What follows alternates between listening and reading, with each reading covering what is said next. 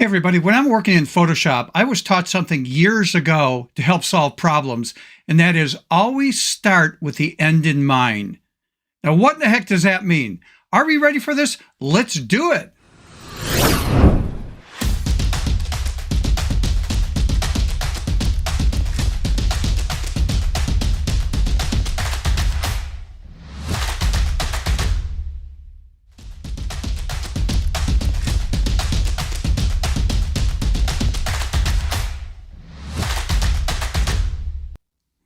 Hey everybody, welcome back to my channel. If you're new to the channel, this is dedicated to creatively thinking out of the box as a photographer and as a photo artist. All right, with that out of the way, if you could do me a big favor, and that is please like the video. It helps spread this out to other people that are interested in Photoshop and photography and as a photo artist. So again, like the video, subscribe if you have not subscribed, hit that notification bell. That way the next time I upload a video, which is about once a week, you'll get notified on that.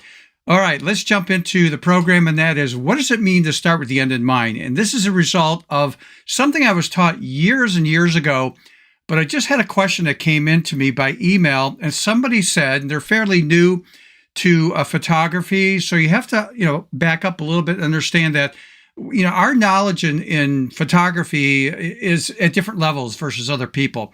And we all started out the same, and that was, we're all picture takers with an expensive camera. Half the time, we don't even know what we're doing. And so we're starting to learn to build our skills. So this was the question that was asked.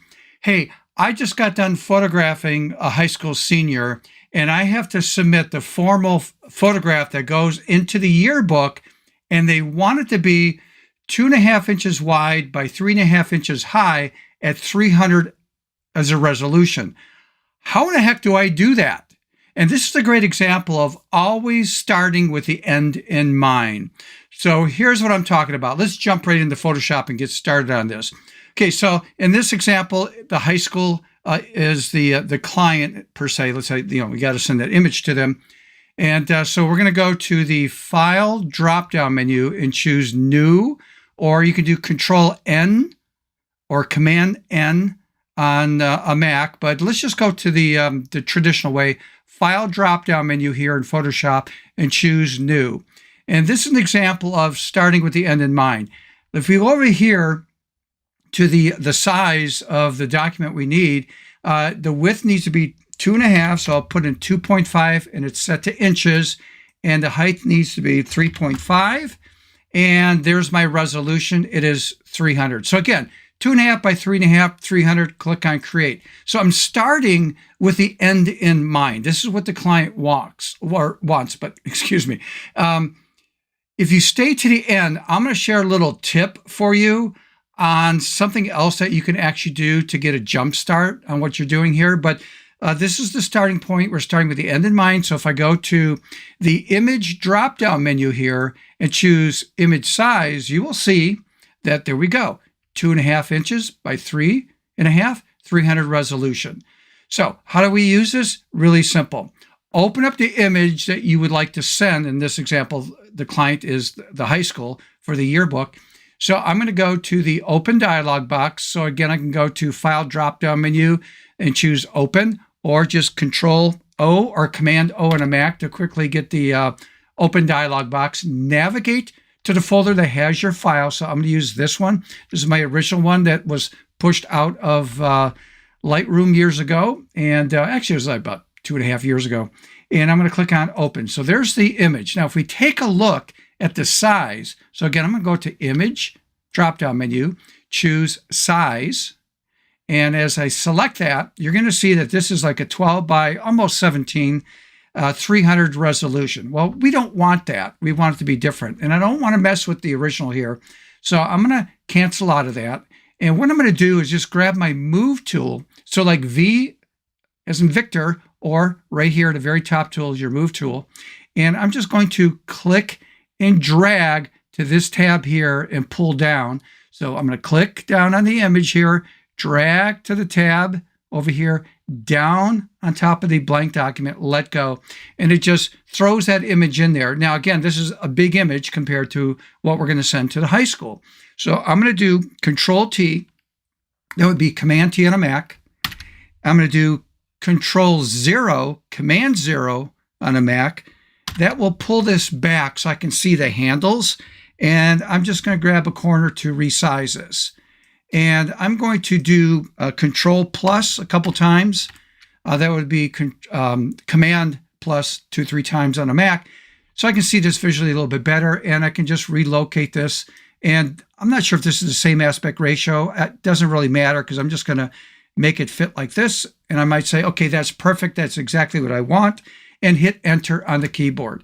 And now if I go to the image drop-down menu up here, again, and I choose image size, you will see that this is 2.5 by 3.5, 300 as a resolution. Click on OK. Now, again, the client needs this to be as a JPEG image. They don't want a Photoshop file that has layers and stuff on it. They request it to be for her a JPEG. And by the way, that's what typically most, at least in the United States, these high schools that are having the yearbooks printed want it to be traditionally 2.5 by 3.5, 300 as a resolution. It might be slightly different in other countries. I don't know, but that's the way it is here in the United States. So if I go to File drop-down menu right here in Photoshop, choose Save a Copy. I'm going to choose on my computer here, and we'll just navigate to sample folder. This is the folder I want that to be in. It's going to be a JPEG. So let me choose JPEG right here in a little pop-up menu. And then just give it a name. I'm going to call this my test file. We'll just call it test. And then just choose Save. And then we will close out of that.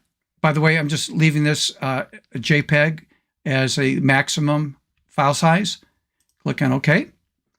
And then if I go back to Control O or Command O in a Mac to go to the Open Dialog box, this is my test file. Let me open this up.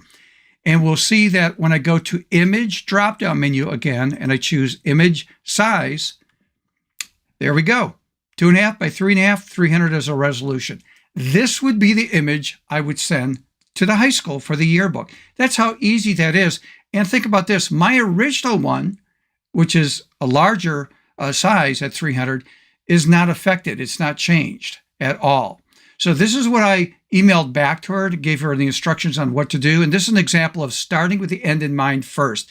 I started with the document size and resolution that we needed, bring in the image, and then just adjust it to make it fit. Now, there is a downfall to this. So let me give a different example here. I'm going to close out of this.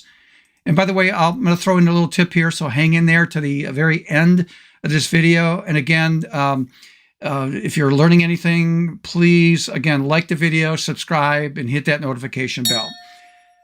All right, I'm going to keep the same template here. So I'm going to get rid of that and just start here with our end in mind. And this image here that I brought in, I'm going to close out of that because I don't need that one. What I want to do is go back to the Open Dialog box. So again, Control O or Command O on a Mac, and I'm going to choose this file right here. Click on Open. And if we take a look at this file, image size, this is a 3 by, say, 4, a little more than 4, at 100 resolution. So if I use this and I click and drag and move it into my document here, notice how the image comes in small. And that means it doesn't have enough resolution to fill in that space. So if I did Control T, Command T on a Mac, and I readjusted the size to make this fit, this will slowly start to pixelate and distort. Now, I might get by with this because it's a small image, and it's hard to see how much quality was lost. It's a little bit fuzzy, but let me get rid of that. In fact, let me get rid of this starting point here. Not going to save that. And let's say that the client wants 11 by 14 at 300 as a resolution.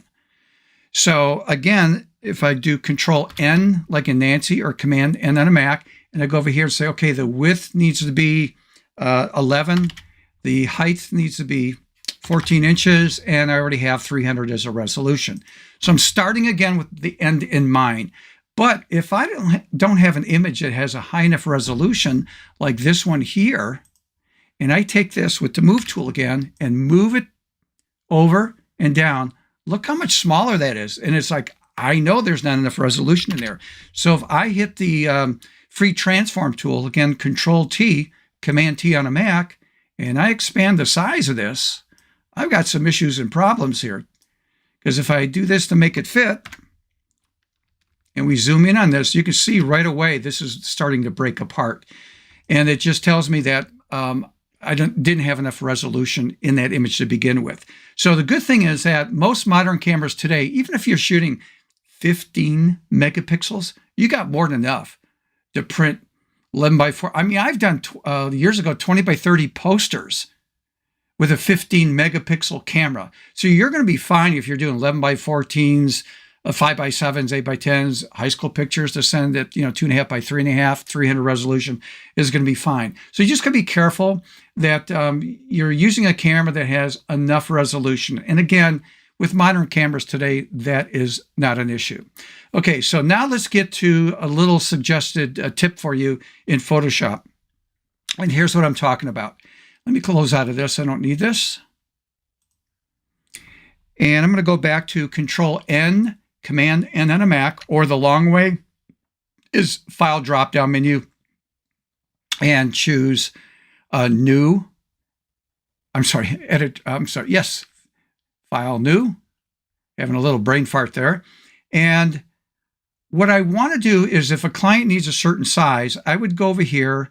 And this example, 2.5 is the width. The height is 3.5, 300 resolution. Okay, so that's my starting point. Well, I don't want to do that again. If I'm going to do high school seniors projects in the future, I want to save this. So I'm going to click on this icon right here, which allows me to save this as a preset, give it a name. I'm just going to type in HS for a high school. We'll just call it high school template. We'll call it high school template. Oops.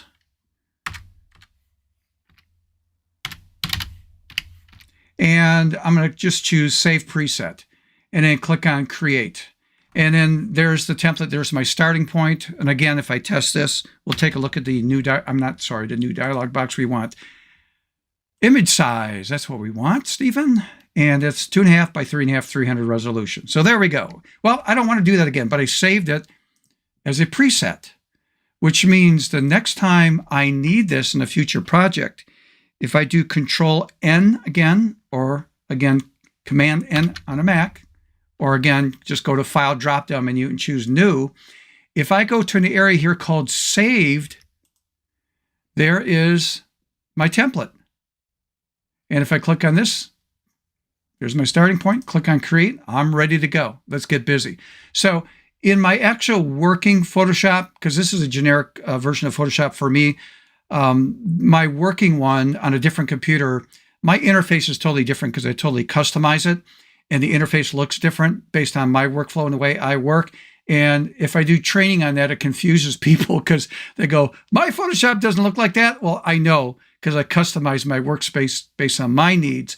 So I had to keep this generic. But my point is, I have a lot of presets saved. So when I need a certain size, I go to that category called Saved, pick what I want, and let's get busy. Let's get to work.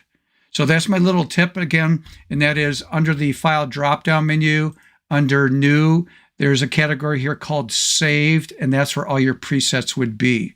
And then I could just select those and get a jump start. Okay, so again, hopefully you learned something today with this little Photoshop tutorial. If you could do me a favor again, and that is, I hate to repeat this, but like the video, subscribe if you have not, and activate that notification bell. Also, if you have any questions or something I should talk about in the future regarding photography or as a creative artist, please email me. My email address is right here at the very bottom.